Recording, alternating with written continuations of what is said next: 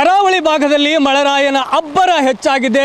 ಇದರ ಹಿನ್ನೆಲೆಯಲ್ಲಿ ಹಳ್ಳ ಕೊಳ್ಳಗಳೆಲ್ಲ ಮೈ ತುಂಬಿ ಹರಿತಾ ಇದ್ದಾವೆ. ಏನು ಬೆಟ್ಟಗಳೆಲ್ಲ ಕುಸಿಯುವಂಥ ಸ್ಥಿತಿ ನಿರ್ಮಾಣವಾಗಿದೆ. ನಾನು ಉತ್ತರ ಕನ್ನಡ ಜಿಲ್ಲೆಯ ಅಂಕೋಲ ತಾಲೂಕಿನ ಸಿರೂರು ಬಳಿ ಗುಡ್ಡ ಕುಸಿದಿತ್ತು. ಆ ಜಾಗದಲ್ಲಿ ನಾನಿದ್ದೇನೆ.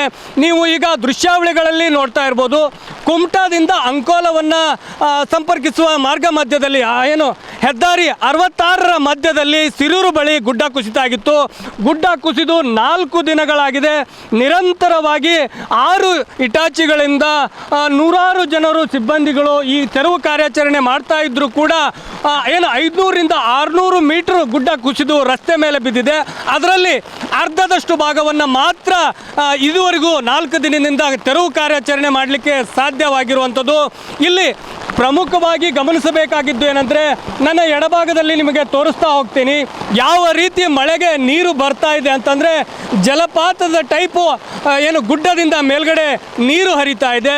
ಈ ನೀರಿನ ಪರಿಣಾಮ ಗುಡ್ಡ ಕುಸಿತ ಆಗ್ತಾ ಇದೆ.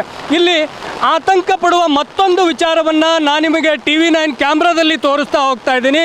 ಸಿರೂರು ಗುಡ್ಡ ಕುಸಿದ ಪಕ್ಕದಲ್ಲಿ ಮತ್ತೊಂದು ಗುಡ್ಡ ಸ್ವಲ್ಪ ಮಟ್ಟಿಗೆ ಕುಸಿದಿದೆ.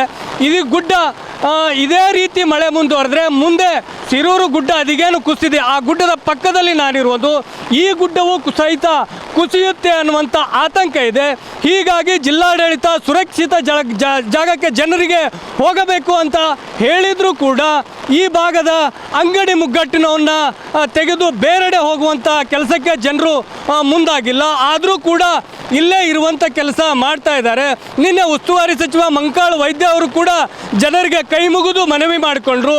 ತಾವು ಸಂಬಂಧಿಕರ ಮನೆಗೆ ಹೋಗಬೇಕು ಅಥವಾ ಸರ್ಕಾರ ನಿಯೋಜನೆ ಮಾಡಿದ ಕಾಳಜಿ ಕೇಂದ್ರಕ್ಕೆ ಹೋಗಬೇಕು ಅಂತೇಳಿ ಮನವಿ ಮಾಡಿಕೊಂಡ್ರು ಕೂಡ ಜನರು ಮಾತ್ರ ಏನು ಅಂಗಡಿ ಮುಗ್ಗಟ್ಟನ್ನು ಬಿಟ್ಟು ಹೋಗಲಿಕ್ಕೆ ಹೋಗ್ತಿಲ್ಲ. ಕಾರಣ ಏನು ಅಂತಂದರೆ, ಅಲ್ಲಿ ಇರುವಂಥ ಅವರ ಜೀವನೋಪಾಯಕ್ಕೆ ಮಾಡಿರುವಂಥ ಅಂಗಡಿಗಳಿವೆ, ಅವನು ಬಿಟ್ಟು ಹೋದರೆ ಏನಾಗುತ್ತೆ ಅನ್ನುವಂಥ ಆತಂಕದಲ್ಲಿದ್ದಾರೆ.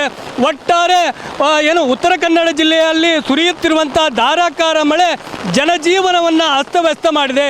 ಸಿರೂರು ಗುಡ್ಡದಲ್ಲಿ ಏನು ಗುಡ್ಡ ಕುಸಿತ ಆಗಿದೆ. ಇಲ್ಲಿ ಸಾವನ್ನಪ್ಪಿರುವವರ ಸಂಖ್ಯೆ ಕೂಡ ಹೆಚ್ಚಿಗೆ ಆಗ್ತಾ ಇದೆ. ಜೊತೆಗೆ 14 ಜನರು ಈಗ ಏನು ಕುಮಟಾ ತಾಲೂಕಾ ಆಸ್ಪತ್ರೆಯಲ್ಲಿ ಚಿಕಿತ್ಸೆ ಪಡಿತಾ ಇದ್ದಾರೆ. ಒಟ್ಟಾರೆ ಯಥೇಚ್ಛವಾಗಿ ಬಿಟ್ಟು ಬಿಡದೆ ಸುರಿಯುತ್ತಿರುವಂಥ ಧಾರಾಕಾರ ಮಳೆಗೆ ಅಕ್ಷರಶಃ ಈ ಭಾಗದ ಜನರ ಬದುಕು ದುಸ್ಥಿತಿಯಾಗಿದೆ.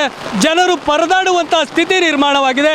ಜೊತೆಗೆ ಈ NH4 ಆಗಿರುವುದರಿಂದ ಈ ಹೆದ್ದಾರಿಯನ್ನು ಹೊಂದಿಕೊಂಡು ಸಾವಿರಾರು ಲಾರಿಗಳು, ಹೆವಿ ಲಾರಿಗಳು ನಿಂತಿರುವಂಥದ್ದು. ಯಾಕಂದರೆ NH4 ಆಗಿರೋದ್ರಿಂದ ಗೋವಾ, ಪುನಃ ಈ ರೀತಿ ಬೇರೆ ಬೇರೆ ವಾಹನಗಳು ಹೋಗಂಥವು ಹೆದ್ದಾರಿಯಲ್ಲೇ ನಿಂತಿದೆ. ನೀವು ದೃಶ್ಯಾವಳಿಗಳಲ್ಲಿ ನೋಡಬೇಕು. ಜಿಲ್ಲಾಡಳಿತ ಎಚ್ಚೆತ್ತುಕೊಳ್ಳಲೇಬೇಕಾದಂಥ ಅನಿವಾರ್ಯತೆ ಇದೆ. ಗುಡ್ಡ ಕುಸಿದಿರುವಂಥದ್ದು, ಸಿರೂರು ಗುಡ್ಡ ಕುಸಿದು ಈಗ 7ಕ್ಕೂ ಹೆಚ್ಚು ಜನರು ಮೃತಪಟ್ಟಿದ್ದಾರೆ ಅನ್ನುವಂಥ ಮಾಹಿತಿ ಇದೆ. 20ಕ್ಕೂ ಹೆಚ್ಚು ಜನರು ಅದರಲ್ಲಿ ಕಾಣೆಯಾಗಿದ್ದಾರೆ ಅನ್ನುವಂಥ ಮಾಹಿತಿ ಇದೆ. ಅದೇ ನಿಟ್ಟಿನಲ್ಲಿ ಗುಡ್ಡ ಕುಸಿಯುತ್ತೆ ಅನ್ನುವಂಥ ಆತಂಕ ಎದುರಾಗಿರುವುದು. ಸಿರೂರು ಗುಡ್ಡದ ಪಕ್ಕದಲ್ಲೇ ಮತ್ತೊಂದು ಗುಡ್ಡ ಕುಸಿತ ಆಗಿದೆ. ಜಿಲ್ಲಾಡಳಿತ ಎಚ್ಚೆತ್ತುಕೊಂಡು ಈ ಭಾಗದಲ್ಲಿರುವಂಥ ಮನೆಗಳನ್ನು, ಅಂಗಡಿಗಳನ್ನು ಬೇರೆಡೆ ತೆರವು ಮಾಡುವಂಥ ಅನಿವಾರ್ಯತೆ ಎದುರಾಗಿರುವಂಥದ್ದು. ಕ್ಯಾಮ್ರಾ ಪರ್ಸನ್ ಪಕ್ಕೀರ್ಗೌಡ ಜೊತೆ ಅಣ್ಣಪ್ಪ ಬಾರ್ಕಿ, ಕಾರವಾರ.